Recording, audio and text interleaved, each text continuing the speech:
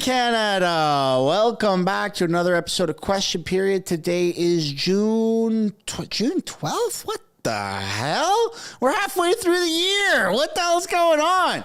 We do have Pierre, poilievre in the house. Justin Trudeau is not scheduled to be there because he's over in Italy. He went by a raft boat since yesterday, his appearance in the house, because there's no way Justin Trudeau would have flown there. That goes against everything he stands for. We have to save the planet. You and I can't go on a road trip because we're going to watch the world burn. But Justin Trudeau can fly in his private jet or his Boeing plane across the ocean for a day or two to meet with other G7 leaders. Before we get into the stream, I do want to encourage everyone to smash that like button and subscribe if you're not already. But chances are, if you're this early into the live stream, you are already subscribed, right? We do have a good episode scheduled for today. Pierre will be there, as will Freeland. Freeland made an appearance yesterday on CTV, crying to Vashi, going, the capital gains is good. We got to tax the rich. The rich are bad, not the government. The rich are bad. We got to make millionaires pay their fair share because they are somehow paying less taxes than a nurse. I call bullshit. I wasn't here yesterday. Sorry about that absence. I very rarely miss Question Period Monday to Thursdays. I don't really do Fridays, but I have been I've been attacked by allergies. I'm allergic to bullshit, and I consume a lot of this bullshit by watching these streams or by watching liberals talk and yap. No, it's allergy season, and I was having a flare up yesterday, but nonetheless, I'm here today. I am ready to rock and roll, so long as you guys in the community, in the chat, are ready to do so as well. We're going to get situated. I got myself a full stack of coffee here, of course, in my mug that has all of the stickers, which are linked down below in the description if you would like to purchase one yourselves. They are doing statements by members. Greg Fergus isn't there.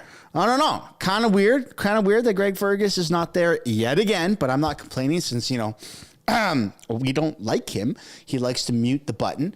But we got about 10-15 minutes before they begin Question Period. So I'd also recommend you guys get yourselves situated with a coffee, with a beverage, with a puff, whatever it is, your preferred arsenal. All right. I see people in the comments saying that Freeland did get lit up yesterday. Oh yeah. I got a video coming out on the Extra channel later today about that, actually. So without further ado, let's get into this here. Support from government. Why is it that the Liberal Party, on the one hand, demonstrates a caring, compassionate attitude, and the Conservatives consistently talk about cuts, and they don't understand the word fairness, Mr. Speaker? Hear, hear. Shame on them. Hear, hear. Oh, that guy is so weird. The Honourable Member for Laurentides-Labelle. Order. SO 31, statements by members. L'honorable député. The Honourable Member for Laurentides-Labelle. Mr. Speaker, capable of anticipation, having an accurate intuition of the future. That is how the Petit Robert Dictionary defines the word visionary.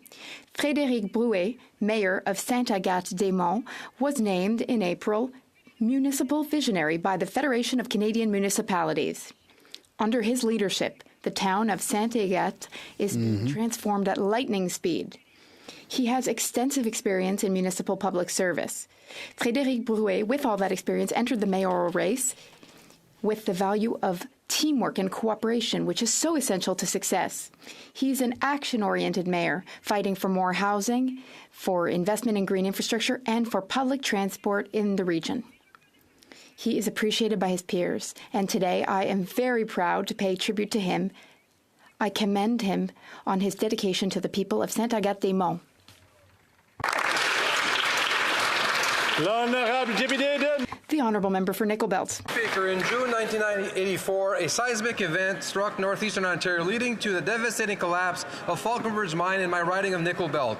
The tragedy claimed the lives of 4 miners, members of the mine mill Local 598. We remember Solo Carpella, Richard Chagny, Daniel Lavallée, Wayne Saint-Michel. This June 20th marks the 40th anniversary of the first Workers' Memorial Day to honor these brave people. Ce mémorial rend hommage à tous les travailleurs décédés. The memorial has evolved to pay tribute to all workers who have died, fallen ill, or been injured. The aim is to achieve a future without such tragedies, a future in which everyone can return home injury-free and safe, regardless of the industry in which they work. On this 40th annual Mine, Mill and Smelters Workers' Memorial Day, let us remember the past and let us work towards a safer future. Thank you. The Honourable Member for Bellechasse, Les Etchemins, Lévis. Well, it's going to be good, folks. Thank you, Mr. Speaker. There's a lot of built-up tension with the whole capital gains thing, with the 11 treasonous MPs. Apparently there's a list. Apparently there's no list. The 200th anniversary of St. Clair and the 275th anniversary of We're going to find out today. These three municipalities in the Bellechasse Regional County Municipality are among the oldest in my riding, and they have a rich and remarkable history. The sons and daughters of these three villages cleared the land, settled the land, built farms, they built schools, convents, they built businesses. The businesses whose renown extends beyond our borders, such as Versat-Profil, Prévost, and Du Breton. Some have made their mark in show business, such as Marthe Laverdière and Noémie O'Farrell. Others have made their mark in professional sports, such as Christian Laflamme, Mr. Speaker. Over the course of the summer, thousands of former residents of these villages who live elsewhere will gather in their places of origin for a great reunion. As part of the festivities, each of the municipalities will be holding activities to suit all tastes. Happy birthday to these three municipalities and happy celebrations. The Honourable Member for Brampton South. Mr. Speaker, dental care is an essential part of our health, and this government is taking important steps to support Canadians. As of today, over 2 million Canadians have successfully signed up for the Canadian Dental Care Plan. Just within the first weeks, this program helped over 150,000 seniors to get dental care. Mr. Speaker, our pharmacare plan will also ensure Canadians can live healthy lives. Years of advocacy for people with diabetes resulted in this government tabling the National Framework for Diabetes in 2022. Earlier this year, we built on this progress by tabling the national pharmacare legislation that includes coverage for diabetes medications. Mr. Speaker, 1 of 5 people in Brampton are diabetic or pre-diabetic. And this legislation is not only going to help Canadians... Shit, 1 of 5 people in Brampton are thieves. Thank you, Mr. Speaker. Oh my God, every car theft or, carjacking or truck that gets flipped onto its side on the highway comes from Brampton. Sacred celebration, marked by sacrifice and generosity, reminds us of the values of sharing and solidarity. As a proud representative of Alfred Pellan, I have the privilege of living alongside the large North African community that enriches our constituency. Their contributions, marked by solidarity, hospitality, and joie de vivre, are a true source of pride. At this time of celebration, I wish all the Muslims of Alfred Pellan and of Canada a joyous and blessed holiday. May this celebration be filled with peace, happiness, and prosperity. I encourage this House and all Canadians to join me in recognizing and celebrating the richness that cultural and religious diversity brings to our country. Eid Mubarak to all. The Honourable Member for Sturgeon River Parkland. Mr. Speaker, let's see if we can get 250 likes on the stream, folks. The minister and the Liberals have refused to reveal the true identity of Randy, but they have plenty of theories to try and distract Canadians. They claim that there could be multiple Randys, or no Randys at all, or maybe his name is really Randeep. Who are these Liberals trying to fool? Leaked text messages from the minister's business partner, Stephen Anderson, revealed the existence of Red-Handed Randy, a public official and powerful partner who demanded $500,000 in payments.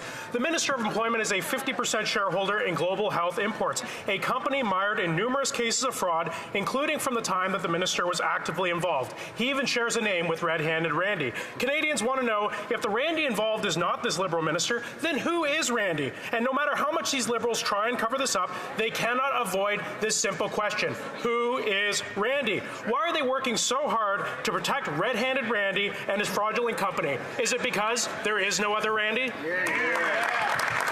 The Honourable Member for Saint Leonard. That seems to be the consensus. I'm proud to say that over 62% of dental care providers in the province of Quebec are now registered to participate in the Canadian Dental Care Plan. C'est plus de 200. That's over 150,000 seniors who have. Let's go, folks. We almost got 1,000 viewers. And with we should have 500 likes on the stream. Well, not we should. And approved. We can expect. But it would be greatly appreciated if there was 500 likes on the stream. So half the people in here have not liked the video. Many of them have never had access to the care that they need. Come on, it helps fight climate change for all I care. Told us how relieved and happy they are at finally being able to access this essential health care. The Conservatives and the Bloc, Mr. Speaker, voted against it. Now the Conservatives are trying to pretend that it doesn't exist, to avoid having to explain and admit that they would cut it. And the Bloc completely ignores it. But, Mr. Speaker, the program is working, and it's improving the lives of Canadians. Let's keep up the great work. The Honourable Member for Barrie Innisfil. Well, another day, another scandal. What's new after 9 years of this Liberal NDP government? On Monday, Parliament passed a motion calling on the government and the Auditor General to hand over all documents related to the Prime Minister's Green Slush Fund to the RCMP. Not surprisingly, every Liberal, including the Prime Minister, voted against. Hit the likes if you hate Justin Trudeau. Come on, let's go. There you go, Jake. To investigate potential criminality and expose exactly right. just how deep the rot is. Sandman, come on, folks, hit the damn thumbs up. Insiders grease their palms with millions from taxpayers, yet here we are again, another attempted cover-up by the Prime Minister and his caucus. It's shameful, and it's no wonder the Liberals want to cover this one up. $123 million worth of contracts were given out inappropriately. Is it Father's Day soon? Cases did not follow conflict of interest policies, and $76 million was spent on projects connected to Liberal friends. The Liberals are not fighting for fairness for all. If this was true, why are they lining the pockets of their friends while everyday Canadians continue to struggle? The Honourable Member for Charleswood, St. James, Assiniboine. Oh, yeah, on Sunday. The Finance Minister is scrambling to bring in yet another tax hike to pay for uncontrolled inflationary spending. After 9 years of this NDP Liberal government, they are not worth the cost of falling standards of living. As a result of Liberal economic vandalism, capital has been driven out of Canada and Canadians are worse off. They just don't get it. Taxing farmers drives up food costs. Taxing doctors means it's harder to find one. Taxing home builders means fewer homes get built, and taxing small businesses means fewer paychecks.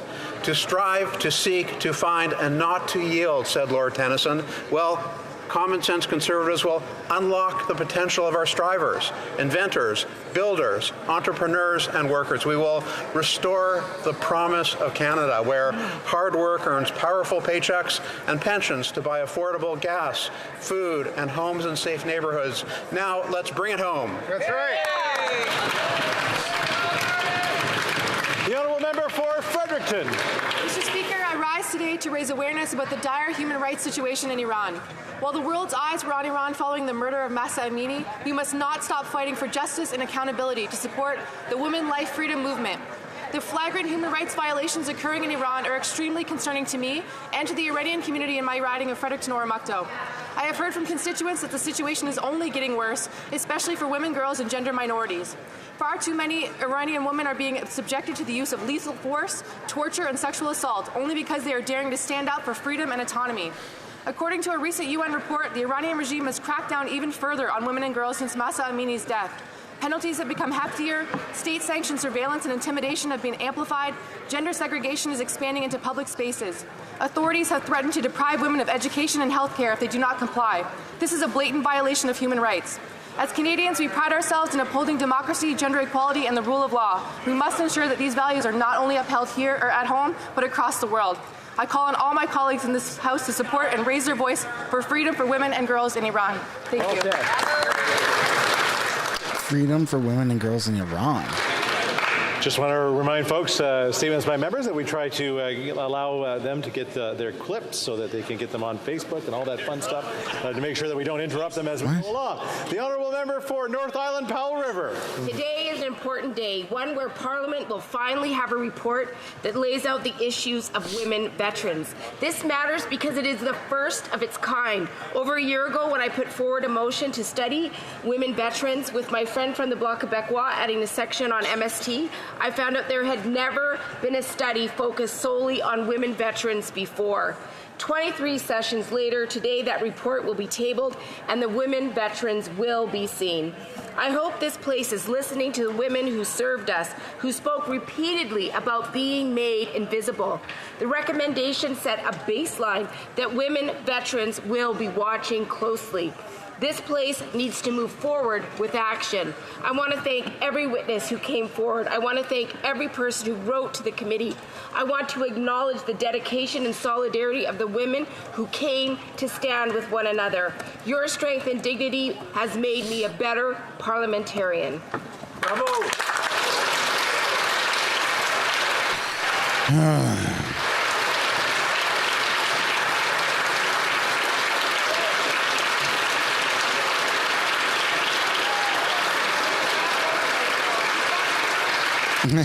All the Liberals getting up and clapping. Oh, man. It's funny. Not a single Conservative gave a shit. Member for Salaberry-sur-Roi. Mr. Speaker, I am proud to mark the 40th anniversary of the Maison d'Hébergement d'Épannage de Valleyfield. It's a shelter in my riding. 40 years ago, some great community builders made the choice to help people experiencing homelessness and in crisis. One of the great builders of the shelter is Émile Duhamel, whose contributions were invaluable. I say invaluable because he devoted his life to improving the lives of others, especially the lives of those forgotten by society.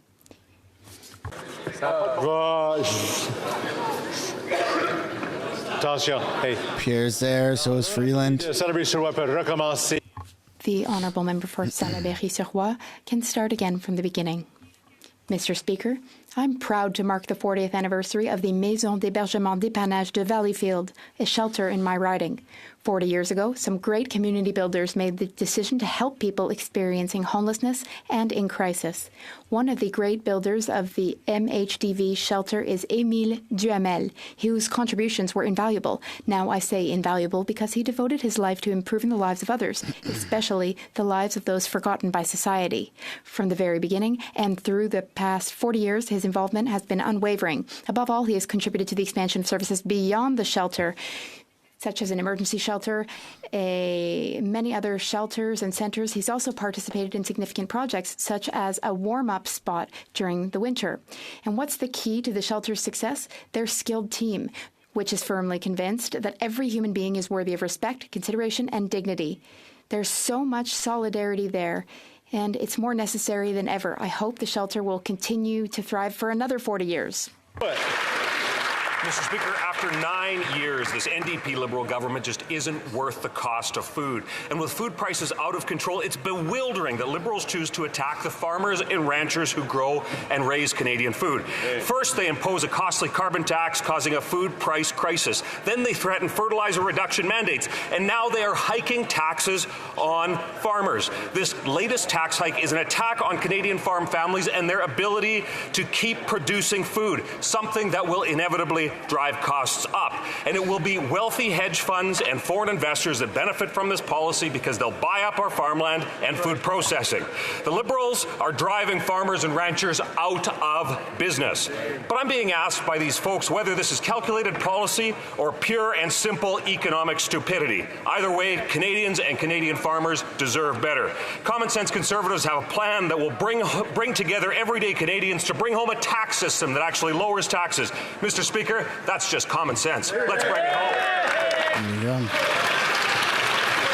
The honourable member for Surrey Newton. I want someone to keep track of how many times Freeland uses the term austerity. School I attended, if you don't mind. Ceremonial review of the 278 Cormorant Royal Canadian Air Cadet Squadron, led by Commanding Officer My guess is 6. And chair of the sponsoring committee. Let me know down in the chat how many times you guys think Freeland will use the term austerity. Event for young cadets show or AAA credit rating. and achievements acquired throughout the past year. These cadets are learning valuable skills such as leadership and teamwork, which will have a positive, lifelong impact. Please join me in congratulating and thanking the 278 Cormorant Royal Canadian Air Cadet Squadron, including their parents and volunteers, the Wally, Leeson, and all sporting businesses for their dedication, service to this community, which makes Surrey Newton and all of Canada a better place for all of us. Just a quick reminder to honourable members not to acknowledge people, of course, that are visiting. We're happy they could come and visit us today, but the rules state that we're not supposed to acknowledge them. It happened on 3 different occasions during SO31s today, so I just want to remind honourable members of that. Oral questions, questions orales. Oral questions, questions orales. Honourable Leader of the Opposition. Mr. Speaker, yesterday the Bloc voted in favor of another tax increase by the Liberals to take money from Quebecers and give it to the centralizing government of this Prime Minister. And the Prime Minister thanked them literally after the vote with a thumbs up. Is that the Liberal Bloc coalition? Less money for Quebec home builders, less money for Quebec entrepreneurs, less for doctors and entrepreneurs, and more for the federal Liberal colossal government.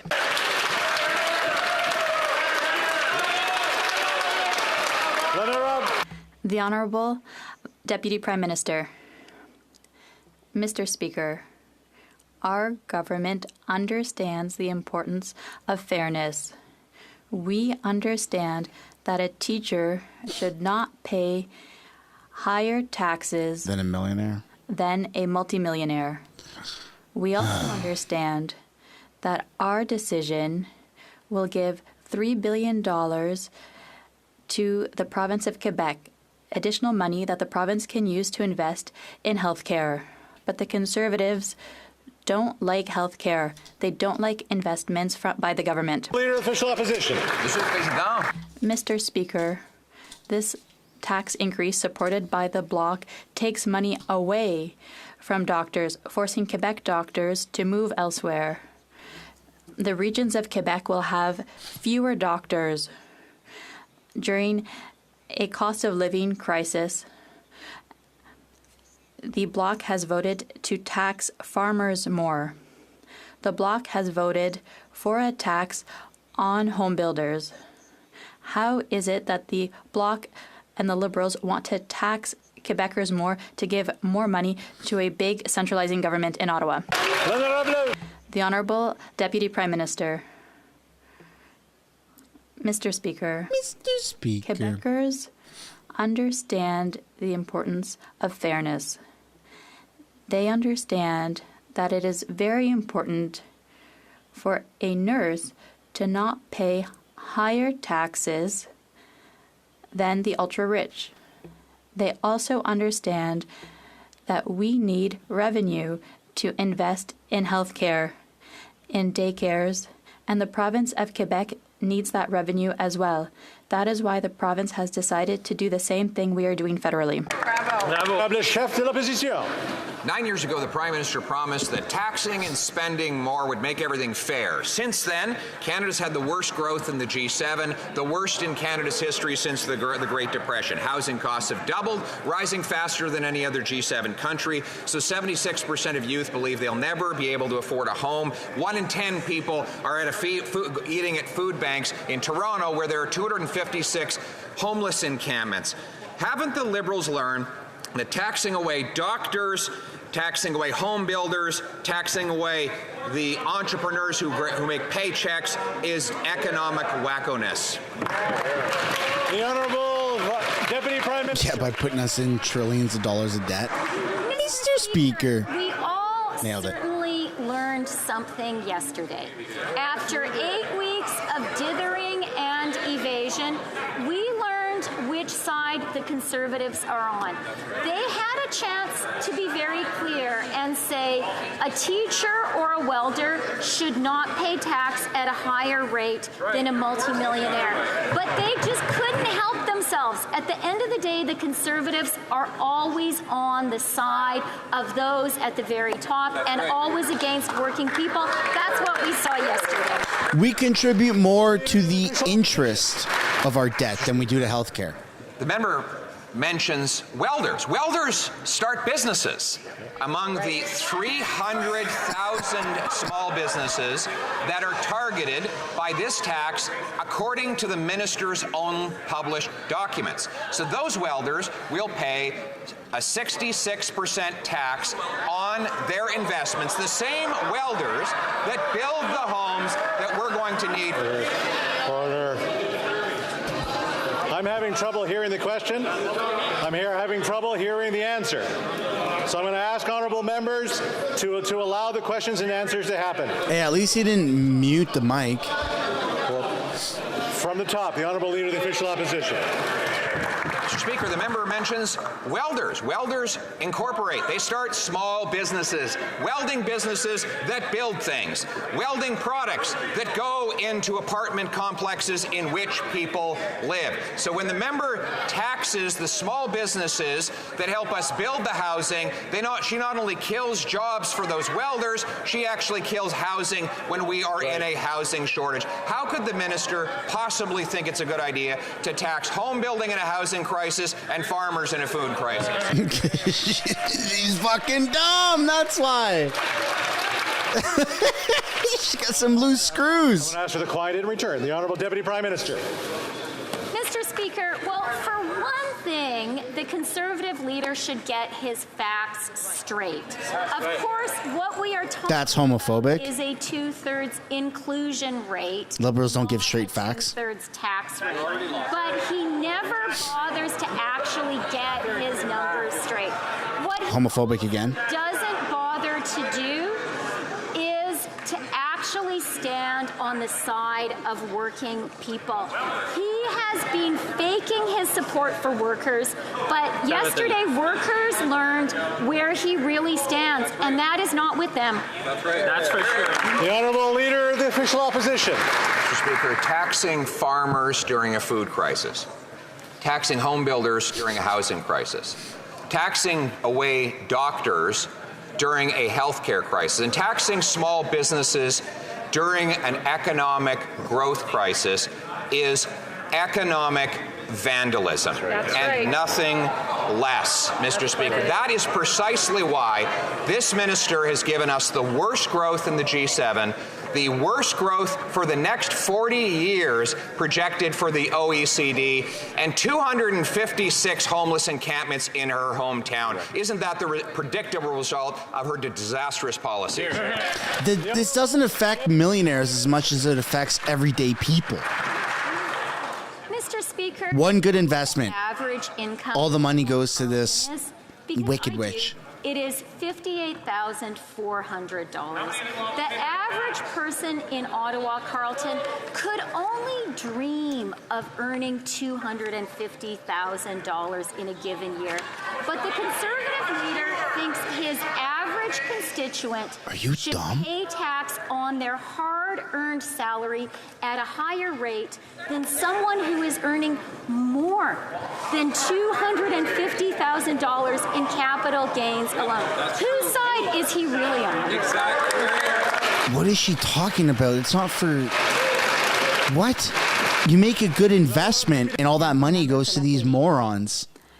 The road to hell is paved with good intentions. The Liberals You don't need to make a capital big gains salary to have a but good the investment. simplistic definition of who the rich are catches Quebecers like small investors and individual entrepreneurs. The Bloc Québécois will propose amendments to correct this. For example, to offer homeowners who are not real estate speculators access to a higher one-time exemption rather than the annual exemption of $250,000. Will the government commit to working with us to avoid raising taxes on the assets of Quebecers who are not ultra-rich? The Honourable Deputy Prime Minister. Thank you for the question. Mr. Speaker, I would like to begin by thanking the Bloc for their vote yesterday for tax fairness. They understand, like Quebecers understand, the importance of solidarity, social solidarity, the importance of fairness. They understand that a teacher should not pay higher taxes than the ultra-rich. It's very unfortunate, but the Conservatives don't understand that. The ultra-rich create jobs for the teacher. For a little bit of silence. Like, this person is so stupid. It's not complicated. Raising taxes on the ultra-rich? Yes. Raising taxes on the savings of the self-employed who have invested everything in triplex? No. These people have nothing to do with the real estate bubble. They have nothing to do with the difficulties of first-time buyers. Oh my God. Do I actually agree with something the Bloc is saying? Yeah. Order, please. Say it's not so. Thank you very much. I appreciate that. The Honourable Member for La Prairie can start the question again.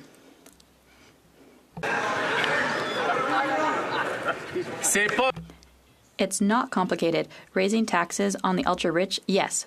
Raising taxes on the savings of a self-employed person with no retirement fund who has invested everything in triplex? No. These people have nothing to do with the real estate bubble. They have nothing to do with the difficulties of first-time buyers. So the Liberals have a choice before them. Work intelligently with us or hurt Quebecers who aren't ultra-rich to score political points against the Conservatives. Will they make the right choice?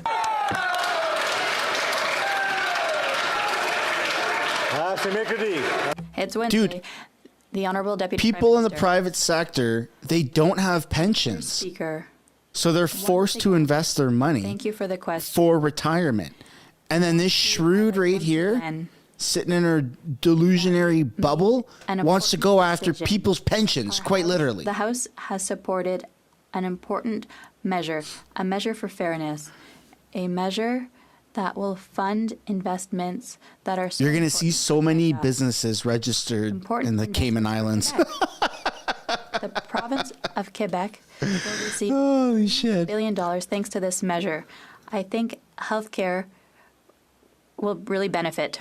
If you see a Cayman Island flag in my background in the future, don't worry about it, folks. I'm sure it's nothing. The housing crisis is everywhere. Seniors are sleeping in their cars. People aren't able to afford skyrocketing rents. A recent report tells us why.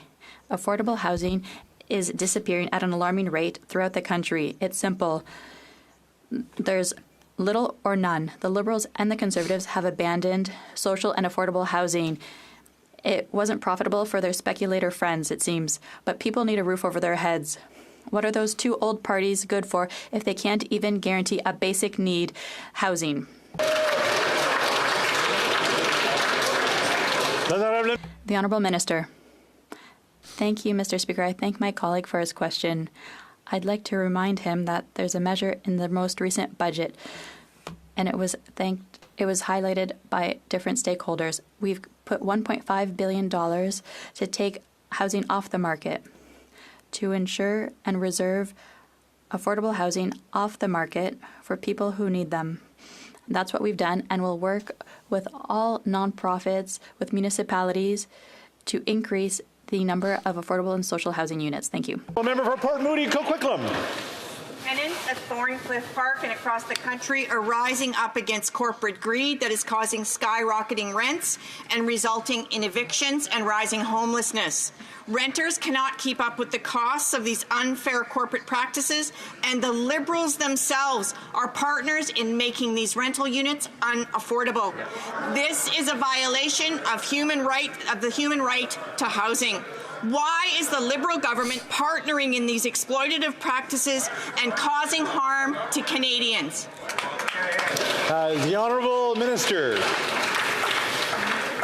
Mr. President, I want to thank my colleague for her question, and I want to say to her and to all Canadians that are watching that this government was the first government that made historic investment in housing. But not only that, we recognize the human right of a house.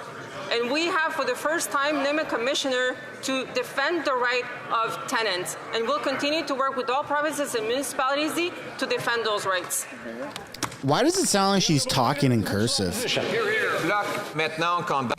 The Bloc is now condemning the same tax increase that they just voted in favor of. Mr. Speaker, You can't make this shit up. seems that they are changing their position. That welders won't have to pay this tax. Only the 0.13% wealthiest. Well, all the economists contradict that. The fact that she has 300,000 businesses that she admits will be taxed and all of their owners will be taxed contradicts that as well. So there's one way we could solve this controversy. Will she commit to put in law that no one in the bottom 99.87% will pay any new taxes? Hey, there you go. Pierre thinking of all the loopholes. The Honourable Deputy Prime Minister. Mr. Speaker. Mr. Speaker, to go, the leader of the opposition I'll make myself laugh. demonstrated his financial illiteracy. He doesn't understand That Canada has a AAA credit rating? how the rate works. But I want to offer him an opportunity to continue his economic education. Yesterday, the IMF published a report on the Canadian economy. The IMF commented on our capital gains move and said it makes the system more fair, and also said it will have no impact on investment or productivity. That's the IMF, Mr. Speaker. The Honourable Leader. Sometimes I'm wrong. Speaker, I think we should just let's put aside the disagreement and even the debate on this, and let's come to a resolution here that will bring a lot of calm to the millions of Canadians who are worried about their taxes going up. The minister claims that only the 0.13% wealthiest Canadians will pay. So why not just enshrine that in law? Will she commit today to pass an amendment to her tax bill stating that no one whose income is in the bottom 99.87% will pay any new taxes at all? There you go. Mr. Speaker.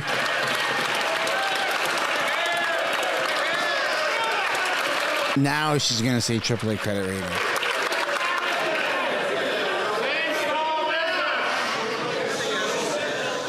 The Honourable Deputy Prime Minister. Mr. Speaker, I want to quote some interesting words that were stated in this House of Commons. Quote, the monstrous increases in capital gains are making the rich vastly richer and creating a kind of aristocratic feudal economy. Do you know who said that, Mr. Speaker? The member for Carleton. We agree the current system is unfair. We are pushing against it. What made the member, after 8 weeks of dithering, change his mind?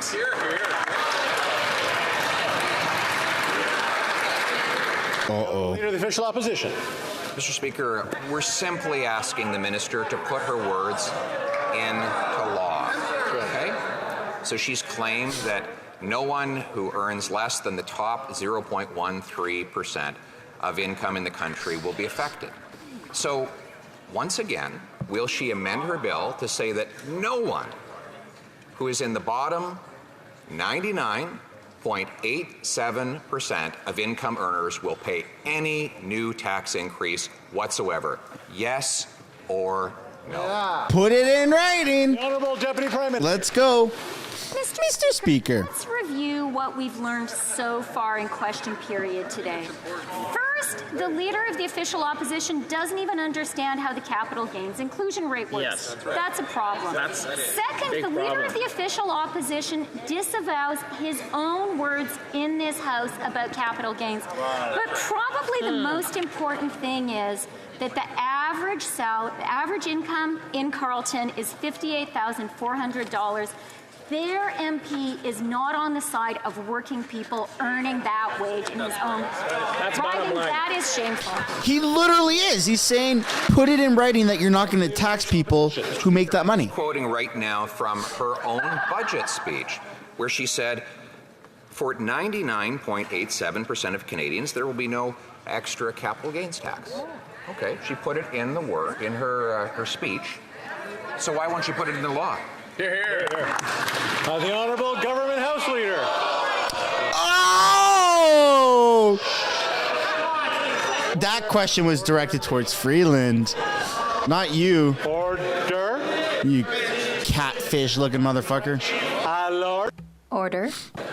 L'Honorable Leader. The Honourable Government House Leader. For about 20 years, this leader has been skulking around this place without really much contact with the outside world. In the 9 years that they've been over there, they voted against a child benefit, a dental plan, a prescription drug plan, a child care plan. Every time Canadians look to that person to stand up for their interests, for fairness in Canada, that guy takes a seat, Mr. Speaker. The Honourable Leader of the Official Opposition. Yes or no? I see they've pulled the Finance Minister off the ice. Can't answer a question. So she mentioned she won't guarantee in law that the bottom 99.87% of Canadians will pay nothing. So let's make it a little bit easier for her. She claimed that she doesn't want welders to have to pay more. Will she amend her bill to ensure that not a single welder anywhere in Canada will be forced to pay this tax increase? Yes or no? Man, Pierre's thought of it all. Honourable Minister. Oh, the little chihuahua? Wow, they're just bringing everybody up against Pierre. The more I stand here, the longer question period takes.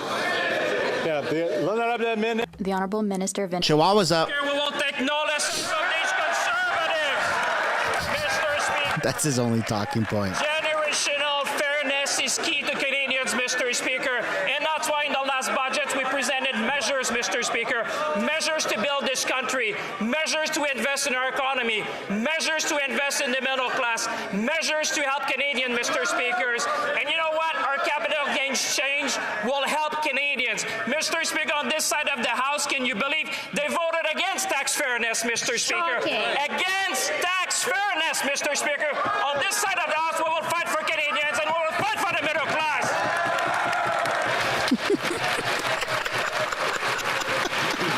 Half of them stand up. They're so uncoordinated. Opposition. Are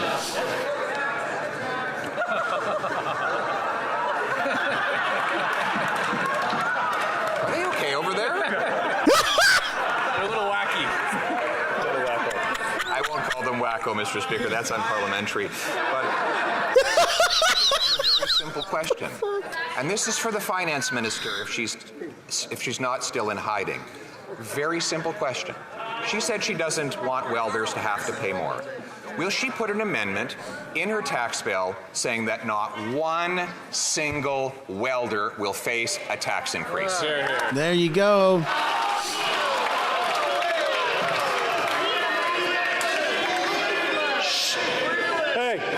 Hey, quiet down.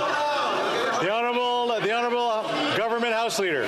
Speaker, in any given year, 0.13% of Canadians will pay a modest increase in their taxable gains. But I hear the leader across who has never seen a support for a single Canadian that he is prepared to vote for, talking about sidelining people. He sidelines that entire caucus in every single question period.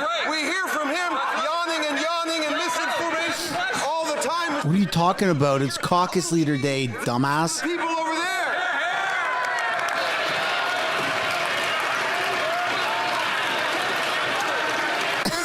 What a moron! It's Caucus Leader Day. That's why Pierre's talking.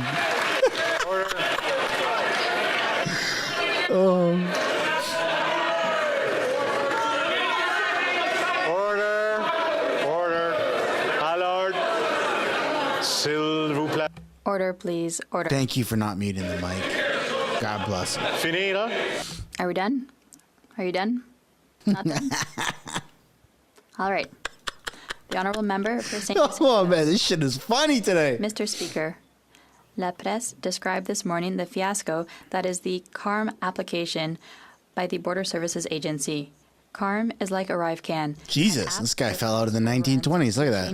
$300 million and counting. Just like with Arrive Can, the CBSA is also behind its development. Just like with Arrive Can, the Coradix firm, now suspended from public tenders, had a small contract in this. In short, a new app, same fiasco, same people in charge, same government. What is the minister doing to get the agency back in order? It's the Wild West there. The Honourable Minister of Public Safety. Mr. Speaker, we understand very well the concern of exporters and other Canadian businesses that deal with the Border Services Agency. That is why we have delayed an aspect of the implementation of the application. I'm fully aware of the concerns, and I will ensure the Border Services Agency proceeds in the right way. The Honourable Member for Saint-Hyacinthe-Bagotte. The CARM application is like Arrive Can, a money pit. What's more, it's like Phoenix. It doesn't work. It's a total disaster. It's serious because it's supposed to collect customs duties at the Canada-US border. $3.5 billion flow across the border every day. Imagine the mess if the application doesn't work. That's why, back in March, the International Trade Committee was already asking the agency for documents, including their contingency plans. It's now June, and we've received nothing. Will the minister force the agency to provide the documents so that we can correct this fiasco? The Honourable Minister of Public Safety.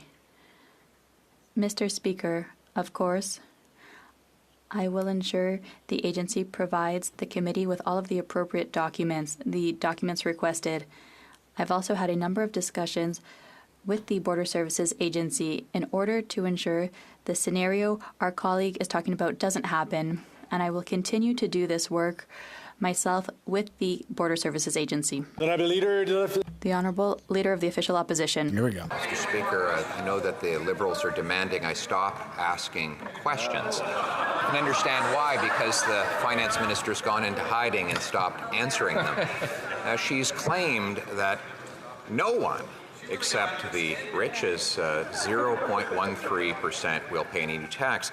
But the greatest university economist in Canada, Jack Mintz, has reported that 1.25 million will pay. But let's not dispute who's right or wrong. Will the minister accept an amendment to her bill to ensure that not a single plumber will have to pay any extra taxes under this proposal? The Honourable Deputy Prime Minister and Minister of Finance. Speaker, we can see how nervous and how anxious the Conservatives Oh my God. They spent 8 weeks terrified of saying anything about capital gains. Yep. And today, the Conservative leader is so anxious, he doesn't trust a single member of his caucus to say a word. But you know, Mr. Speaker, I have sympathy for them because they have shown how phony they are.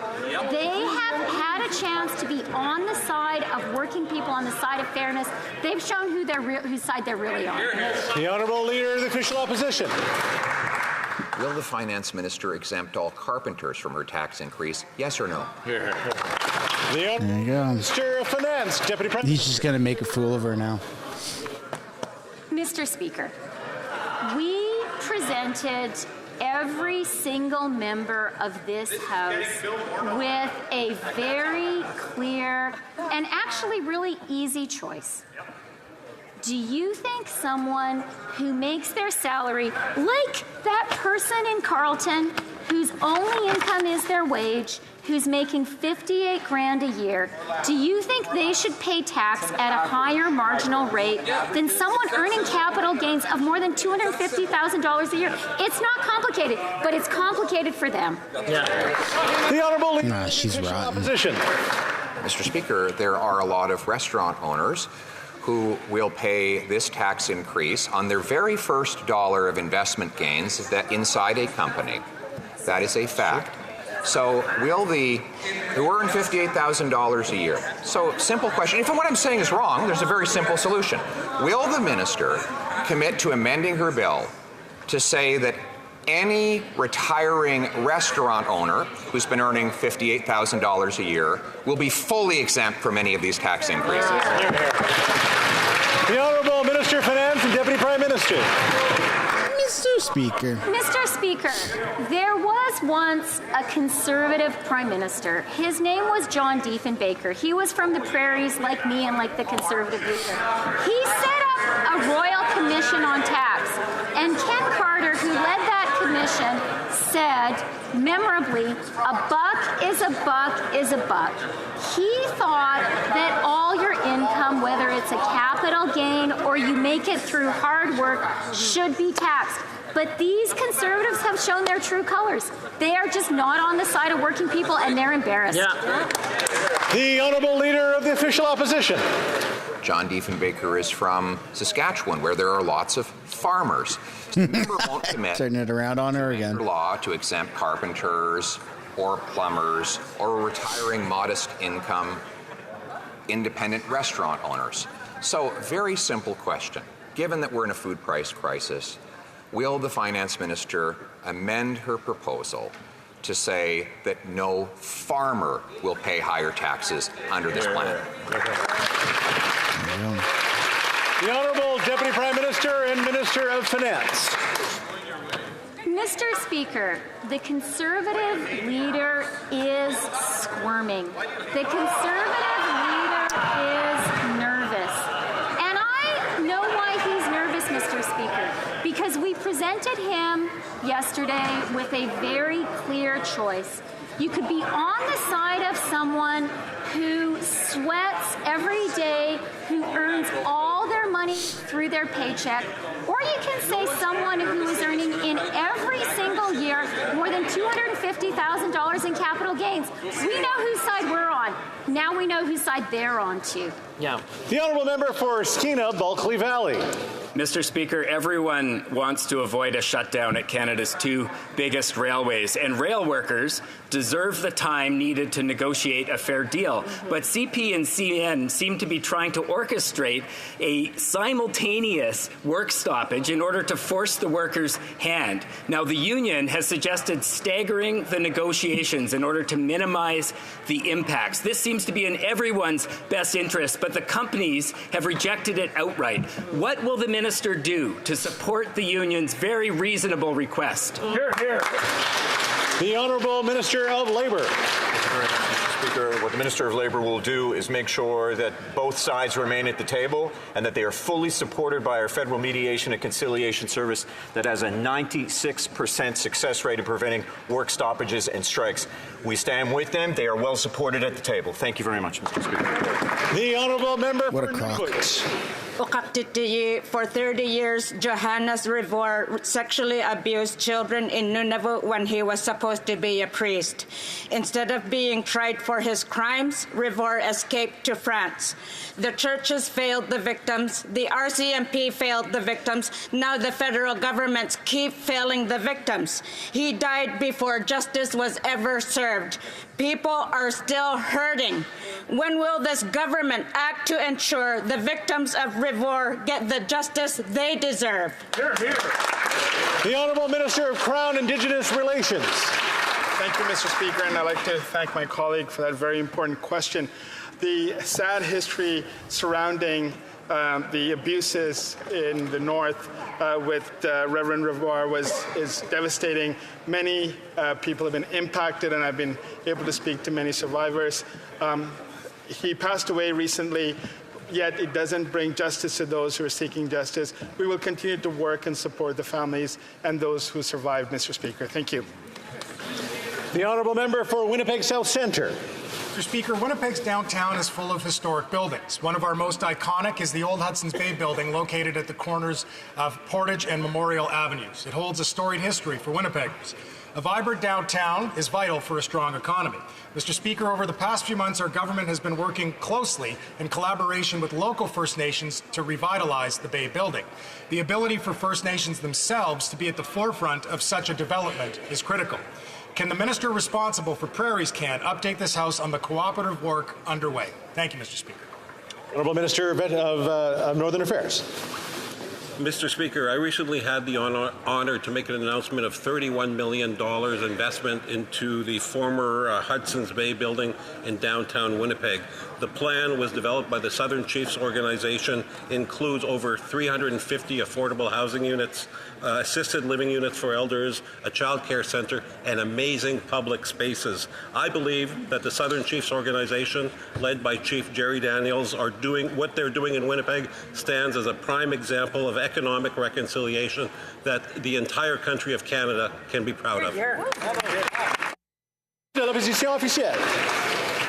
A wonderful grandmother, 93-year-old Liz Diachin, is severing a few lots off of her longtime family farm to give them to her kids and grandkids so that they can have a place to live in this terrible housing crisis. She was surprised to learn she's going to be paying this latest Liberal tax increase. She was asked, "Are you rich?" She said, "Are you kidding me? Are you kidding me? I'm on a pension." Mr. Speaker, will the Finance Minister amend her bill so that low-income grandmothers who are passing on a little bit of land for their kids to live on will not be hit by this tax increase? Nah, she don't care, man. Finance Deputy Prime Minister. Mr. Speaker, I want to share another quote. The wealthiest 1% who own the most expensive and luxurious real estate and have in their portfolios the most stocks and bonds will continue to see their net worth expand, having done nothing, by the way, to deserve that expanded net worth. When they sell those assets, they accrue a capital gain. We think more of it should be taxed. That's a quote from the member from Carleton. Criminal. But that was when he was being a fake populist. The Honourable Leader of the Official Opposition. Mr. Speaker, Liz Diachin is not among those wealthy 1% the member just described. She has a pension of probably, I'm guessing, $45,000 a year. She's a grandmother who's simply trying to sever off a few lots so that her kids and her grandkids can have a place to live. Those lots have enough value that they will be hit by capital gains tax, and they're over $250,000. So she will pay this. She will pay us the 66% tax. So, very simple question: will the minister amend the law so that this wonderful grandmother does not have to pay higher taxes? The Honourable Deputy Prime Minister and Minister of Finance. Mr. Speaker, I think the Conservative leader is a little bit confused because he seemed to think that those were my words I quoted. I was in fact quoting him. So even if you've said that, he's not voted for that right now. And their stock portfolios and luxury real estate. But that was back when the Conservative leader was pretending to be a friend of working people. He was pretending to be on the side of the little guy. Yesterday we learned that is just not true. But we are on the side of fairness. The Honourable Leader of the Official Opposition. Mr. Speaker, it is true that this government has unjustly enriched the wealthiest 1% with their inflationary policies. Themselves. So let's just make sure that no one else pays the bill for that. Will the minister accept an amendment to her proposal to ensure that the 99% of lowest income earners do not pay this tax increase, so this wonderful grandmother does not have to pay the bill? The Honourable Government House Leader. The Leader opposite has spent the entire question period talking about electricians and farmers and fishers. Yeah, that's right. That's right. Why is he saying that like it's a bad thing? Drop some W's in the chat. What a moron. What a moron. Absolutely. Talking about regular Canadians. Yup. That's what it's about. Yep. Oh, these people are so dumb. The Honourable Government. I love it. Start from the top. Thank you, Mr. Speaker. The Leader opposite cites electricians, carpenters, plumbers. Mr. Speaker, I come from family, as do many of us, of farmers and electricians and people who bring home a T4 slip at the end of the year. Those people who earn an honest paycheck, what do they expect from their government? They expect tax fairness. We are asking all those who gain $250,000 on their investments in a given year, 0.13% of the population, to pay a little bit more. I don't know any electricians who are in that category, Mr. Speaker.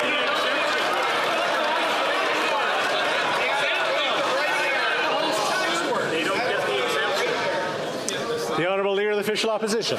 Well, if that were true, then they would be prepared to put in writing in the law that no farmer, fisher, or electrician will pay any new tax under this increase.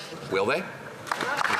The Honourable Government House Leader. What will be in the law is that anyone who makes a capital gain over $250,000, the first $250,000 are exempt, 50% inclusion rate. Over $250,000 in a given year will pay 66%. That's less than Brian Mulroney asked them to pay, and it gets us closer to the fairness that who's asking for? The electricians, the farmers, the teachers, the nurses, the fishers, the people in Canada who expect us to stand up for tax fairness and against that! Look at them. They're so uncoordinated. Half of them are up, half of them are down. A member for Rivière-du-Nord. Oh, it's embarrassing. Allah, deal with these Zionist attackers. Allah, deal with the enemies of the people of Gaza. Allah, find and exterminate them all. Spare not one of them. That was Adil Sharkawi in Montreal on October 28, 2023. He suffered no consequences because in Canada, the law allows you to call for the extermination of an entire people under cover of religion. The RCMP want to modernize the criminal code so they're better equipped to deal with hate crimes. The Bloc is proposing to do away with this religious exemption. Will the minister support us? The Honourable Minister of Transport. Mr. Speaker, there is no form of hate that this government has ever accepted. We will always combat all forms of hatred, whether it's racism, Islamophobia, discrimination, Semitism, or what have you. Religion should not be an excuse for propagating hate, and that is why the government to all has its the own bill Hamas protests happening. Hate. I hope the Bloc will support that. The Honourable Member for Rivière-du-Nord. Mr. Speaker, the government says Canada is a secular country, but it isn't. This religious exemption is the opposite of secularism. It makes it possible to commit a crime that would otherwise be punishable by law. Does it make sense to let hate speech hide behind a god when it incites violence? Should the criminal code contain religious exemptions that couch in prayer a call to exterminate people? It's not right. The RCMP knows it, and so does the government. Mr. Speaker, will they vote for the Bloc's bill and get rid of this religious exemption? The Honourable Minister of Transport.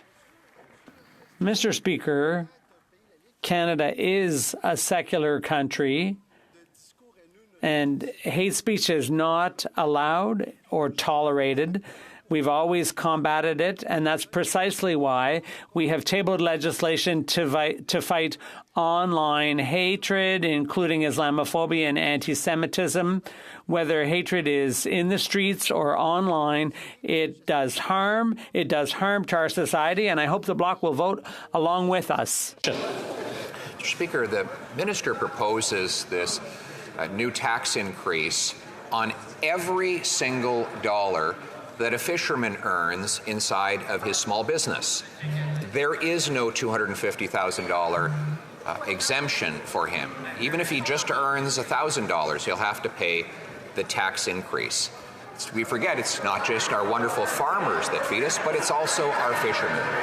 Will the finance minister amend her bill to ensure that there will not be a single fish harvester anywhere in Canada that will face a tax increase? The Honourable Government House Leader. Mr. Speaker, I grew up in Atlantic Canada. I grew up as the grandson of 2 dairy farmers. I grew up around an awful lot of fishers. I grew up around people who worked with their hands and didn't think that electricians got electricity from the sky, but rather they got it in, plugged from the wall. What I would like to challenge... Wow, really convincing there, buddy. He should gather all the electricians who think that they should not pay over $250,000 on capital gains. I'll get together all the electricians who think that a buck is a buck is a buck. We'll compare. The Honourable Leader of the Official Opposition. Will they exempt electricians from this tax hike? The Honourable Deputy Prime Minister. Mr. Speaker, for the past couple of years, the Conservative leader has been cosplaying a friend of union workers. But yesterday, we called his bluff, and they know it. Here's what the president of the CLC said. She's so confident in what she's saying Conservative leader that she has to read her talking that points. an ordinary worker flipping burgers for a living should be taxed on 100% of their income, while his CEO friends making millions from flipping stocks should be taxed on only half of their income. That is what the Conservatives believe, and it is shameful. Wow. The Honourable Leader of the Official... Wow. Mr. Speaker, there are many union workers who have rental properties that they invest in. Will the minister make the commitment that no union worker will have to pay this tax increase? The Honourable Government House Leader. I don't know which union workers that he's talking to, but the union workers that I talk to and that we talk to and dialogue with and that the finance minister just quoted are people who believe in solidarity, who believe in caring for others, who believe in dental plans and child care and the Canada Child Benefit and every other single thing that this leader has voted against. The very things that this fairness tax measure will pay for. So yes, Mr. Speaker, we accept the leader's challenge. Let's talk to union members and see what side of the equation they come down on. It was at this moment he knew he fucked up. Charlottetown. Mr. Speaker, all Canadians deserve a safe... Oh, that's going to backfire big time. We know that people in more vulnerable situations have a hard time finding affordable housing that meets their needs. We need to build more housing and make the housing market fairer for all.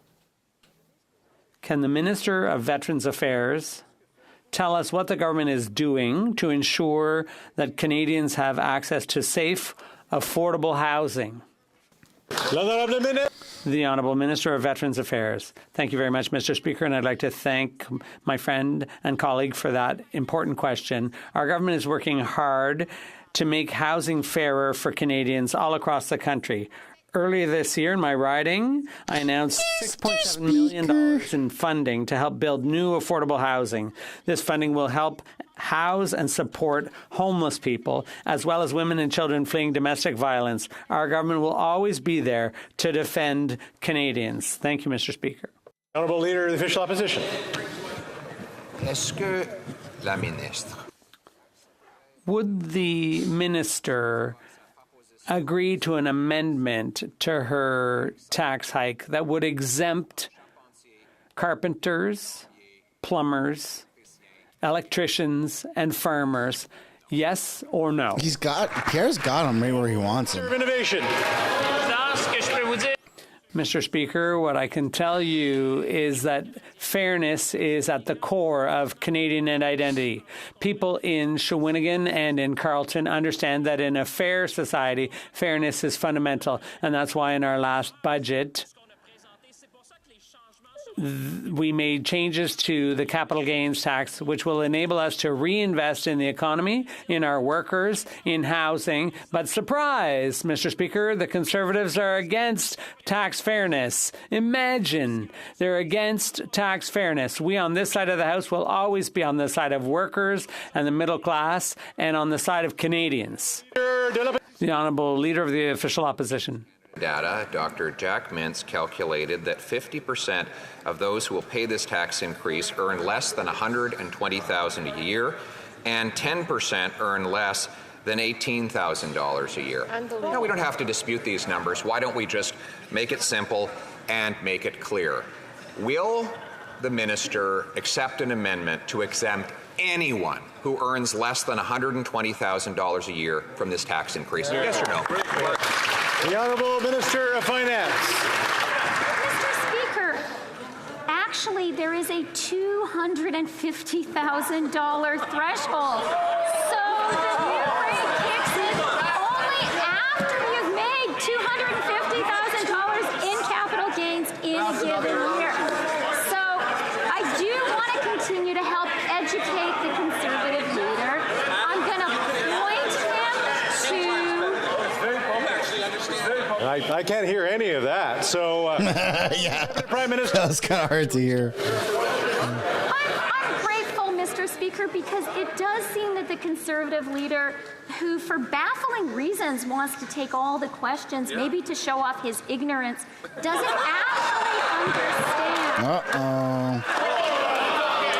I would ask the Honourable Deputy Prime Minister maybe to retract that and finish that. I gave enough grace to allow to repeat. The Honourable Deputy Prime Minister. Okay, I'm sorry. I retract that. So let me just say it was baffling to me. That's probably the first time she's ever said sorry in her entire life. Is taking all of the questions to show he doesn't really understand what we're doing, but it gives me a chance to explain it to him. So it only kicks in after $250,000 of capital gains does this new level. The Honourable Leader of the Official Opposition. Mr. Speaker, I just gave that minister more than 20 opportunities to prove that what she was saying was true. I asked her, and she refused, if she'd give an exemption to her tax hike to carpenters, farmers, fishermen, plumbers, union workers, restaurant owners, electricians. She said no. She said no to exempting people who earn less than $120,000 a year. Why? Because we know that that's exactly who she's going after. She's going to rob the people who pay the bills in this country. Oh, wow. For obese and out-of-control spending. Why won't she finally end the ripoff? Holy shit. Wow. The Honourable Deputy Prime Minister. That was really good. Mr. Speaker, yesterday our government gave every single Conservative MP a chance to stand on the side of working people, of teachers, of nurses, of electricians, of carpenters, of welders. They cannot wiggle out of the shocking position they took. They took a position on the side of multimillionaires against working people and against fairness. But now all of Canadians know where they stand. The Honourable Member for St. John Rothsay. I come from a community that is filled with good, hard-working people. The small city realities don't always look the same as someone who lives in big urban centres, but they do face many of the same challenges when it comes to housing. I'm proud that our government has stepped up to tackle the housing crisis. This challenge requires bold, outside-the-box thinking, including seeking innovative ideas. I'm going to take a break here. Hold on. And I will allow the Honourable Member to restart. The Honourable Member from Rothsay has the floor. Mr. Speaker, I come from a community, St. John Rothsay, that is filled with good, hard-working people. Their small city realities don't always look the same as someone who lives in big urban centres, but they do face many of the same challenges when it comes to housing. I'm proud that our government has stepped up to the plate to tackle the housing crisis. This challenge requires bold, outside-the-box thinking, including innovative ideas from all corners of our country. Can the Minister of Rural Economic Development and ACOA tell us how our government is ensuring that smaller regions can play a role in the Team Canada approach to housing solutions? Honourable Minister of Rural Economic Development. Thank you, Mr. Speaker. My friend from St. John Rothsay is right. Innovative housing solutions are all across the country, and that's why our government is investing in companies like Kent Homes in New Brunswick, who are doing state-of-the-art home manufacturing. Our regional development agencies like ACOA are helping turbocharge innovative construction. Through Budget 24, the agencies are investing in new building technologies like panelized 3D construction, modular homes. Canadians have rejected back to the opposition leader's weak do-nothing approach to housing. We are getting houses built. We have a real plan in place, and we are getting the job done. Thank you, Mr. The honourable member for London Fanshawe. Just 3 years after our London family were murdered in an Islamophobic attack, another London family's home was set on fire. The police are investigating this crime as hate-motivated as the family publicly expressed support for Palestinian human rights. Islamophobia, anti-Palestinian racism, and all forms of hate must be condemned wherever it occurs, and this government needs to do more to root out racism so people can feel safe. Are you out of your fucking mind? Provide support to my community and all those impacted by hate-motivated attacks. Say that to the thousands of Hamas protests in the streets. Mr. Speaker, over these past 8 years, Calling for the extermination of Jews. What the fuck? Combating racism, that we are combating Islamophobia, anti-Semitism amongst all of our communities all across the country. We have had so many great achievements, including what is our now anti-racism strategy. We will continue to work with partners on all levels of government, including civil society, to ensure that we are supporting communities like that, members. Thank you. The honourable member for Kitchener Centre. Mr. Speaker, this government repeatedly said that the Canada Disability Benefit would lift hundreds of thousands of people out of poverty, and in doing so, they gave the disability community hope. But now we know it was all a charade. Documents recently tabled show, by the government's own estimates, less than 2% of folks with disabilities will be lifted out above the poverty line, and not till 2028. How does the Deputy PM justify extinguishing this hope, and will she right this wrong? The Honourable Minister. Time in Canadian history, we have a federal disability benefit that is going to strengthen the financial security of more than 600,000 persons with disabilities. Mr. Speaker, the initial investment of $6.1 billion in Budget 2024 is the next step to get this benefit out to Canadians. We know, Mr. Speaker, that there's more to do. We're committed to doing this work, also alongside provinces and territories, to make sure that there are no clawbacks. Mr. Speaker, we're committed to this, and we're going to get it done. Thank you, Mr. Speaker. And that's all the time we have for question period today. A point of order, the Honourable Leader of the Official Opposition. Mr. Speaker, I believe if you seek it, you will find unanimous consent for the following. I'm already hearing a number of the Honourable Leader of the Official Opposition. I just want to... They don't even know what he's going to say. Are you kidding me? Folks, give me a second here. Wow! The Honourable Leader of the Official Opposition has the floor.